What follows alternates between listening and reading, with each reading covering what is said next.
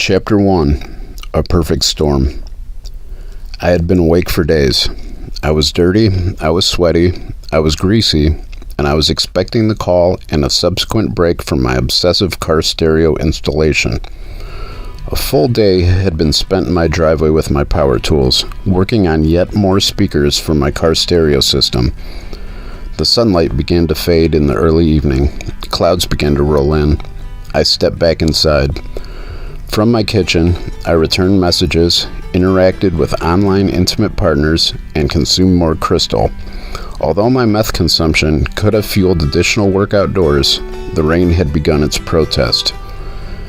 Angie's text messages that evening were frequent and impatient. I could have acquiesced, but it was a matter of principle. I decided, due to her annoying pestering, my last couple of ounces were not going anywhere until I re-upped. Angie abandoned texting, and she called me as I waited for the other phone call. Dude, I told you. I'm gonna get the call this evening. I'm going back outside to try to finish that last speaker before the storm hits. It's just my friends up north are getting... Hang on, that's the call on my other line. Hello, Angie? Yeah, that was him. I'm rolling up there now. I'll hit you up once I get back. My car was a disaster. There were bolts, screws, cut wires, and tools all over the place. I left it the way it was. The sun was setting as the rain began to fall. It was a good stopping point that evening. I was exhausted after 24 hours of non-stop car audio work. I washed my hands, but I didn't bother to shower or change out of my dirty clothes. On the return trip, the clouds had become an off-and-on thundershower. Construction on the bridge over the river from Toledo had been constant in northwest Ohio for some time. Orange barrels continued as I drove south, past the casino in Rossford, and towards the first of the Perrysburg Freeway exits. The speed limit changed often. The highway was under constant repair, and state troopers almost always sat in pairs in the median between the northbound and southbound traffic lanes. The two cruisers were perched like hawks at the break in the median just south of the last Rossford exit overpass. I saw them well before I passed them with the flow of traffic in the rain that night. The posted speed on that particular stretch of road, due to the ever-present roadwork, was 60 miles per hour. I saw the sign as clearly as I had seen the speed trap. It was nothing new. I continued to drive with the flow of traffic. As a reflex, I glanced at the speedometer. I was traveling at 64 miles per hour. The rain was coming down hard. My acknowledgement of the police was fleeting. I was far more concerned with choosing which of the Perrysburg exits to use to get home. I had just minutes to go, regardless of what exit I decided to take. Traffic was in a tight pattern, and I was in the passing lane to the far left. I'd need to cross 4 lanes rather quickly if I wished to use that first exit. I decided that exit was my preference. Just as I was about to switch lanes in front of another car to cross over to my preferred Perrysburg exit, all of my mirrors lit up with blue and red flashing lights. I couldn't believe I hadn't noticed the police officer behind me. With no ticket history and a habit of driving with my head on a swivel, I always adhered closely to posted signage and speed limits. I thought I had been doing so that evening. I had a manila envelope stuffed to the brim, riding shotgun with me in full view from any angle in the front passenger seat. My startled brain irrationally pictured drug dogs, but only for a second. It was a traffic stop, not a drug search. I used my turn signal when I crossed the 4 lanes of traffic and pulled to a stop on the right shoulder. I was 100 yards shy of that coveted first Perrysburg exit. The rain suddenly stopped with the car. I turned on the dome light as I cracked my window. I hadn't thought it through.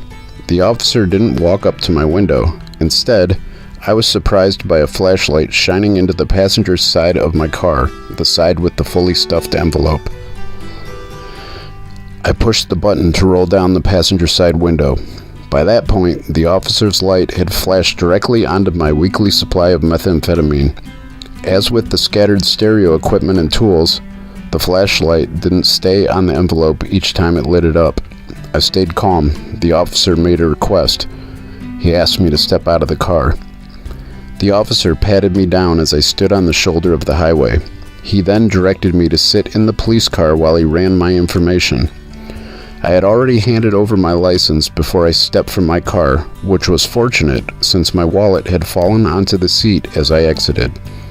It would have been a potential situation had the officer needed to search for it while I sat in the cruiser and watched. So I pulled you over for speeding. I had been speeding, just not in the way the officer thought. I didn't think I was over the speed limit. Why were you so close to that car in front of you? I made a last-minute decision to get off at this exit. I needed to get up past that other car. Well, I'm not going to give you a ticket for speeding, but since I already called it in, I have to give you a ticket for assured clear distance. I left with a ticket for $120. I was not pleased with my first ticket in many years, but I was relieved I was free to walk back to my car. The 5-minute remainder of the drive home on the surface streets of Perrysburg seemed to take forever. I was alone on the quiet suburban streets. I kept my car stereo off. No need to draw any more unwanted attention. As I pulled into my driveway, I grabbed my package from the front seat. A few short steps, and then I was safe. I breathed a sigh of relief once I was inside, and I quickly locked my front door.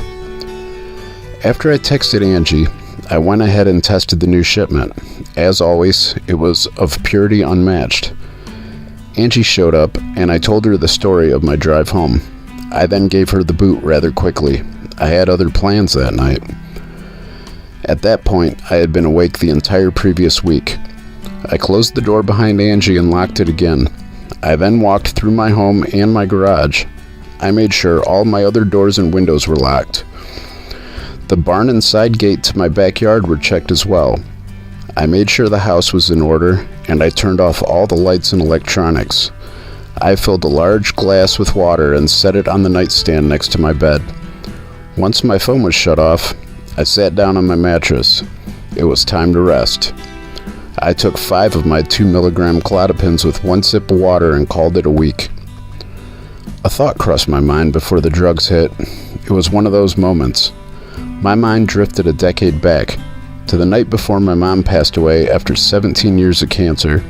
The last conversation I had with her replayed as vividly as if it had just taken place. My mom's words echoed in my thoughts. "I'm ready to go. I'm just not ready to leave you." "Go ahead and go. You deserve to be free of the pain.